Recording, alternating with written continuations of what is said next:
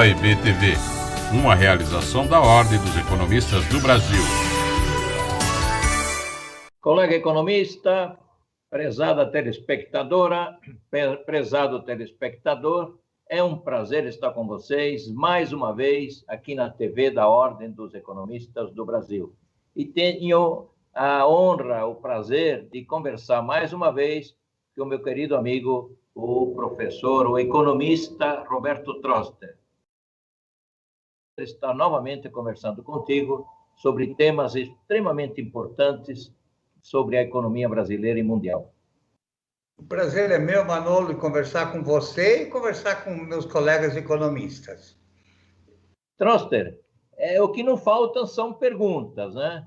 E nem sempre temos as respostas que gostaríamos de ter. Afinal de contas, temos instrumentos para olhar o futuro. Isso nos dá uma capacitação enorme na nossa profissão, mas não somos, como é que nós vamos dizer, o grau de acerto sempre é colocado em dúvida. São várias questões que nos preocupam. Uma delas, mais premente, digamos assim, é a questão dessa elevada taxa de desemprego que tende a aumentar. A segunda questão está muito ligada à taxa de inflação. A inflação vem subindo nesses últimos meses, principalmente nos últimos meses do ano de 2020. Há vários fatores que estão influenciando esse aumento de preços, principalmente de alimentos, e isto tem causado sérios problemas também do ponto de vista da política monetária. Já há previsões de que essa taxa de juros de 2% não deve continuar por muito tempo. Temos questões outras relacionadas com o crescimento econômico, que devido à pandemia, novamente essa segunda onda está fechando muitos setores de atividade. Alguns estão indo muito bem no mesmo setor, outros estão indo muito mal, e isso tem sérios reflexos sobre a despesa global, onde as despesas de consumo das famílias têm um peso extremamente importante. Numa entrevista com o nosso querido professor Carlos Roca, o Roca nos deu informações muito interessantes de que houve um aumento expressivo na poupança das famílias, porque elas não têm onde gastar o dinheiro, quem está empregado e tem uma fonte de renda bastante razoável, e que essa poupança financeira foi utilizada para financiamento da dívida pública. Do ponto de vista teórico, sem olharmos questões monetárias e financeiras, um economista, digamos, recém-formado, né, seria tentado a dizer, olha, tem uma poupança, então essa poupança vai para o investimento e com isso nós iríamos crescer. E o Roca disse, olha, essa poupança já foi utilizada para financiamento da dívida pública. Estamos conversando, o governo diz que talvez coloque auxílio emergencial, enfim, são tantas perguntas que eu estou te colocando que você pode escolher um caminho para ir tentando esmiuçar esse conjunto de questões que certamente está na mente do nosso querido economista que nos assiste e também dos nossos telespectadores. Com a palavra, o economista Roberto Troster. Bom, vamos começar primeiro com o número 1 que você levantou, né? Sempre é bom começar com sobre o desemprego. Números redondos, o desemprego na pandemia aumentou em 2 milhões de pessoas. Todavia, você tem mais 8 milhões de pessoas que saíram do mercado de trabalho e não voltaram ainda, em parte por conta do auxílio emergencial. Se você somar 14 com 8, você tem, números redondos, 22 milhões de pessoas. É um recorde histórico, um recorde mundial, algo que preocupa muito. O desemprego, para um economista, é a coisa mais importante. Aproveito para lembrar que um dos grandes economistas do século passado, John Maynard Keynes, né, que deu origem ao keynesianismo, fez muitos outros trabalhos muito bons. O livro dele mais conhecido é a Teoria do Emprego, da Renda e dos Juros. Quer dizer, o emprego estava em primeiro lugar, o bem-estar da sociedade. Para um homem, para um cidadão, um homem, uma mulher, que está desempregado, quer dizer, querendo trabalhar, a sociedade diz para ele: nós não queremos você. É a causa de muitos problemas. Além, às vezes, pode aumentar a criminalidade, uma série de questões parecidas, uma questão de degradação familiar e social. Então, o foco da política econômica deveria ser o emprego. A inflação, crescimento, juros, dívida pública, tudo isso deve estar subordinados a esse objetivo, que é o objetivo mais importante. E, nesse sentido, o quadro é ruim. E por que é ruim? Porque você tem basicamente 3 tipos de desemprego. O primeiro desemprego é o desemprego conjuntural. Cai a atividade econômica, cai o emprego. Então, um restaurante aqui da esquina, cai a demanda por gente, menos pessoas comendo lá. O que acontece? Despede alguns garçons, a atividade retoma, contrata alguns garçons. Mas existe uma defasagem que atrapalha isso. Quer dizer, primeiro ele vai esperar ter um movimento para depois contratar mais gente. Então, o emprego vai sempre atrás da atividade econômica. Segundo, mesmo usando esse exemplo do restaurante, muitos empregos mudaram com a pandemia. Delivery aumentou muito. Então, o garçom que tinha uma bicicleta e começou a fazer delivery, mais ou menos se acomodou. E se acomodou um pouco, porque a demanda para outras coisas envolvidas no delivery, como, por exemplo, toda a infraestrutura de tecnologia, esse tipo de coisa demanda outro tipo de mão de obra qualificada. Então, você tem uma mudança na composição dos empregos. Nesse segundo ponto, você tem o desemprego tecnológico. A sociedade está mudando, e está mudando mais para os empregos de baixo valor agregado. Então, esses empregos estão começando cada vez mais a ser substituídos por máquinas, o que é ruim num país que tem uma concentração de renda muito grande. E tem um terceiro tipo de desemprego, que é o causado pela falta de competitividade do país. Empresas brasileiras estão migrando para outros países. O caso mais emblemático da Ford. A Ford foi embora, falaram em 5 mil empregos perdidos. O Estado de São Paulo publicou há poucos dias uma matéria de quantas empresas estão sendo fábricas destruídas todos os dias. Quer dizer, e muitas delas fecham aqui e abrem nos vizinhos. Então, os vizinhos começam a ter o bônus, isso geram impostos, geram postos de trabalho, geram exportações, geram divisas para os países dele, e para o Brasil geram dívida, déficit e desemprego. Falta uma política de competitividade para a economia brasileira. Está todo mundo olhando para a pandemia, para a dívida pública, e está se esquecendo que é o mais importante, que é o emprego. Vamos empregar aqui, que a gente tem que fazer para empregar. Quer dizer, qualquer estratégia militar, econômica, o objetivo principal é o que você tem que focar primeiro. Ficar dando tiro para todo lado não resolve, fazendo discursos bonitos também. Então, eu acho que a questão do emprego preocupa, devia ser uma preocupação de todos, devia ser o foco da política econômica. O segundo ponto que você levantou, agora não sei se na mesma ordem, é a questão da dívida pública. A dívida pública está subindo. Quer dizer, se a dívida pública, pelo Instituto Fiscal Independente, que é uma organização bem estruturada e isenta, está mostrando que vai continuar subindo e que o país vai ter déficit até 2030. Isso é insustentável. Quer dizer, uma crise daqui até 2030 nós vamos ter com certeza, se a gente não mudar a maneira como a gente está conduzindo a economia. Quer dizer, não dá para continuar a ter déficits primários sistematicamente. Você bem mencionou que os juros podem subir, então, juros subindo, déficit elevado, dívida pública, qualquer choquezinho que venha, de safra, choque de energia, choque de qualquer coisa, pronto. tá? E é mais uma década perdida. A década passada, em renda per capita, nós caímos 7%. Quer dizer, na média, o brasileiro ficou 7% mais pobre. Todavia, alguns ficaram mais ricos e outros perderam a renda total.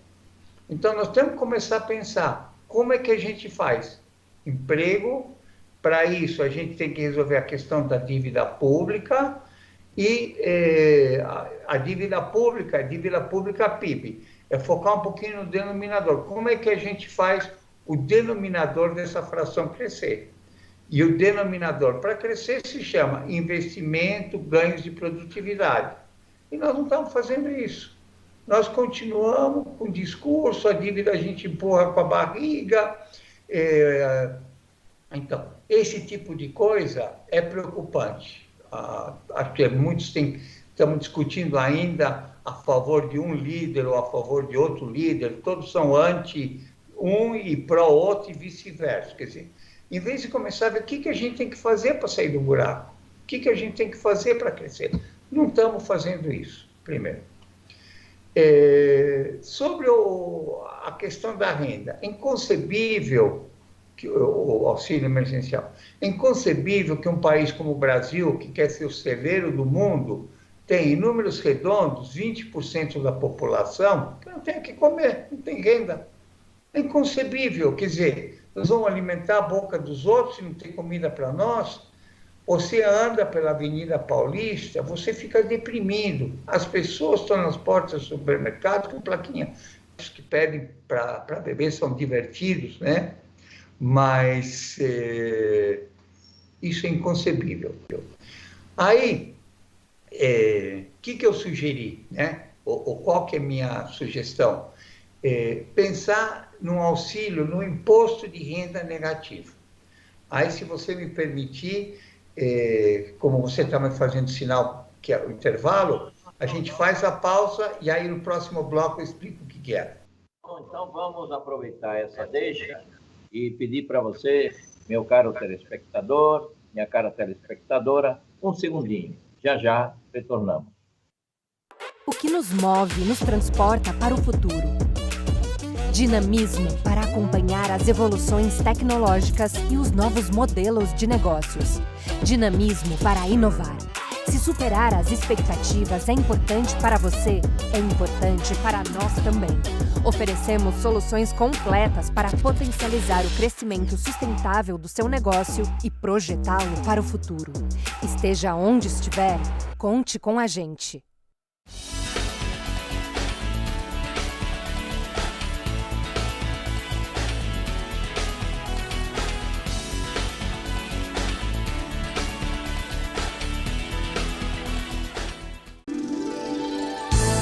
OIB TV, uma realização da Ordem dos Economistas do Brasil. Colega economista, prezada telespectadora, prezado telespectador, é um prazer estar com vocês, mais uma vez, aqui na TV da Ordem dos Economistas do Brasil. E estou conversando com meu querido economista, o professor Roberto Troster. Troster, você estava colocando ideias que eu estou achando que são inovadoras. Estou ouvindo pela primeira vez essa ideia do imposto de renda negativo.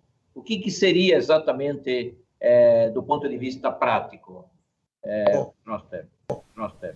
A ideia não é tão inovativa, gostaria até que fosse, mas não é tão inovativa assim, né? Foi até antiga, deve ter quase um século a ideia, né? E até Milton Friedman, que é um economista da Universidade de Chicago, defende essa ideia. Basicamente, o que é o imposto de renda? Quanto mais você ganha, mais você paga. Então, números redondos também, até R$2.000 por mês, você não paga nada, de 2.000 a 4.000, 7,5%, uma parcela a deduzir, até 27,5%. Qual que é a proposta? É que de 0 a 1.500 você tem um imposto de renda negativo. Então, como é que funciona isso? Imagina um auxiliar de pedreiro. Não ganhou nada um mês, zero de renda, ele está na primeira faixa, que é de 0 a 1.500, por cento de 1.500 é 450. Ele ganha R$450. Por que R$450? Porque é a renda mínima para estar acima da linha da miséria pelo Banco Mundial. Aí vamos supor que no outro mês ele faz um bico, e nesse mês ele faz um bico e ganha R$500. Então a renda dele é 500. 1.500 menos 500 fica 1.000. 30% de 1.000 é 300. Então ele ganha 300. A renda total dele vai ser 300 mais 500, R$800. Quer dizer, ele mantém um incentivo a trabalhar e recebe isso. Isso seria muito bom. Por quê? Porque todo mundo entraria, todo mundo, qualquer idade, qualquer pessoa no Brasil é vivo, recebe imposto de renda negativo. Como é que você faz isso? Hoje, você já tem 175 milhões de relacionamentos bancários.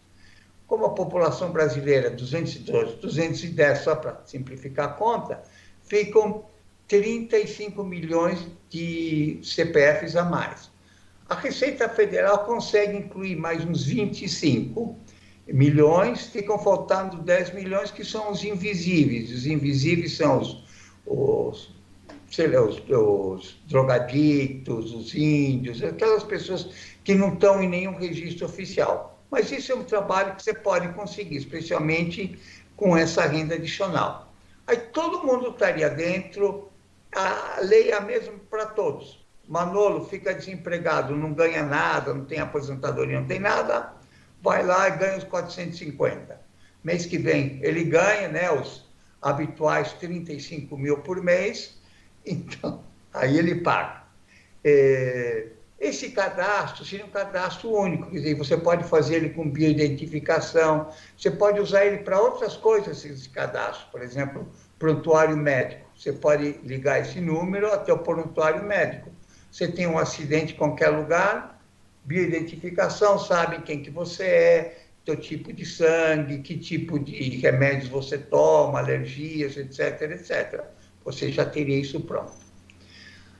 E como é que você financia isso? Primeiro, você acaba com os outros programas, Bolsa Família, etc, etc, etc.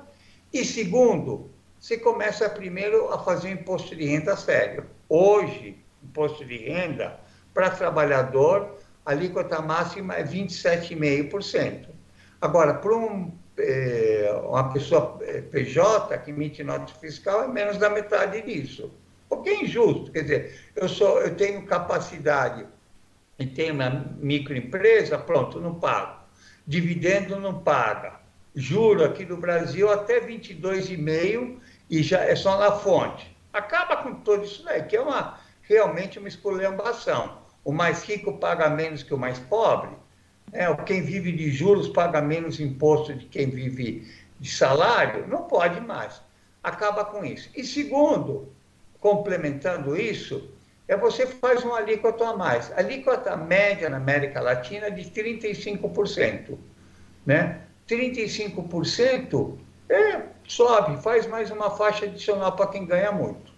Né? Eu acho que a proposta é viável, é fácil de implantar. A única coisa é que quem ganha dinheiro, ele não vai querer. Né? Tem um ditado que diz que a regra de ouro. Você conhece esse ditado, Manolo? Não, me lembra. A regra de ouro é que quem tem o ouro faz as regras. Então, eu acho que eu publiquei um artigo sobre o tema na Folha de São Paulo, no Correio Brasiliense e no Valor Econômico. Teve boa recepção, mas acho que o pessoal em Brasília não deve ler muito jornal, né? Porque pelo menos podiam ter debatido o assunto. Né? Você tratou de um ponto interessante que vale a pena tocar nele com um pouquinho mais de profundidade. Você disse assim, aquele que vive de juros paga menos imposto do que aquele que trabalha. É verdade. Se você recebe, e você tem uma ação de uma empresa, e você recebe juros sobre capital próprio, que é uma parte do lucro da empresa ou do capital da empresa que é direcionado para você, você paga 15%. Se você trabalha, você vai pagar, para ganhar o mesmo valor, você vai pagar 27,5%. Por sua vez, dividendos, que é também uma distribuição de lucro, não é taxada no Brasil. Diz o governo que vai taxar, mas não taxou ainda. E significa dizer que o lucro das empresas, que é distribuído para as pessoas, ele vai limpo, ou seja, sem nenhuma taxação. Ou, em outras palavras, a pessoa que tem dinheiro e aplica em ações pode receber um montante significativo sem pagar nenhum imposto, o que é extremamente injusto, porque aquele que trabalha paga, a partir de uma determinada faixa, 27,5%, que é o que nós estamos pagando. Mas, Troster, você que tem uma vivência bastante longa no mercado financeiro, como é que você está vendo essa questão da taxa de juros? Hoje está em 2%. O Banco Central, o Comitê de Política Monetária já sinalizou que está preocupado com a maneira como a inflação está se comportando, ela está subindo. A previsão, segundo o relatório Focus, esse último, é uma inflação de 3,5% pelo IPCA, mas pelo IGPM ela está em 5,52%. Lembrando que o IGPM acabou desorganizando os aluguéis, o reajuste dos aluguéis e também o reajuste dos planos de saúde, porque ele fechou acima de 22%. Então, a inflação... como é que você está vendo essa questão da inflação, que preocupa muito a nossa telespectadora, e essa questão do regime de metas? O Banco Central vai segurar essa inflação com um juro de 2% na Selic? Bom, primeira coisa, nos últimos 7 meses, em 6, o mercado subestimou a taxa de inflação. Se pegar a mediana, em 6 dos 7 meses, o mercado subestimou. E subestimou por quê? Você já faz a pergunta e a resposta. Você parece na escolinha do professor Raimundo, quando ele dá dica assim, captei essa mensagem, né? E é mais ou menos isso. O que você tem hoje no Brasil? Você tem que o aluguel aumenta mais que o índice de preço. Óbvio que isso vai ser repassado a preço. Óbvio. Quer dizer, aumenta o custo, aumenta o preço. Então, você já tem essa pressão. No primeiro momento, as empresas estavam com o pé no freio, esperando para ver o que acontecia, tentando desovar estoques. À medida que começa a retomar a economia, tem que pôr para preço. Nós temos uma longa tradição em aumentar para preços, antecipar movimentos altistas. Se o IGPM no ano passado foi 24% e eu recebo e meu salário reajustado com o IPCA, obviamente que eu vou ter que pedir um aumento maior ou negociar o aluguel. Quer dizer, e não faz sentido num país como o Brasil tem tantos índices, algumas outras coisas são reajustadas por INPC, outras pelo IPCA. É uma bagunça que quem perde com isso somos todos nós, não faz sentido. Fazia algum sentido na época da hiperinflação, também não fazia muita diferença, né? Mas não faz nenhum sentido agora. Mas continua, o Brasil não muda. Que diz que a obsolescência ocorre quando a mudança externa é maior do que interna. O mundo muda, mas a gente continua a mesma coisa. Eu fico triste, eu fico assim, às vezes, muito triste. Uma vez, um economista que eu admiro muito, que é o Marcel Solimeu, eu cruzei com ele no centro, e ele estava num bar assim, bem deprimido. Achei que tinha acontecido alguma coisa. E aí, né, gosto muito dele, né? E aí cheguei, mas estou desiludido com Brasília, com o que eles estão fazendo. Eu estou assim agora. Tanto que pode ser feito, está todo mundo olhando só. Pandemia, a dívida perigosa, mas não estamos fazendo nada a respeito. É como aquela pessoa que bebe muito, mas não faz nada para parar de beber, continua na manguaça. Então, eu acho que é um momento para se refletir e sugerir como fazer para crescer. O Brasil tem potencial, tem tudo para ser um grande país. Eu sempre pergunto o que a China tem, a Índia tem, que o Brasil não tem melhor. É verdade. Bem, Troster, como eu coloquei dentro logo no início, né? Temos muitas perguntas e estamos vendo que o pessoal da área econômica está achando que tudo vai se resolvendo pelas ações entre os agentes econômicos. E aí não é sempre assim que as coisas ocorrem. É necessário que o Estado assuma as rédeas e diga para a sociedade como um todo qual é o caminho. E o governo não está mostrando o caminho.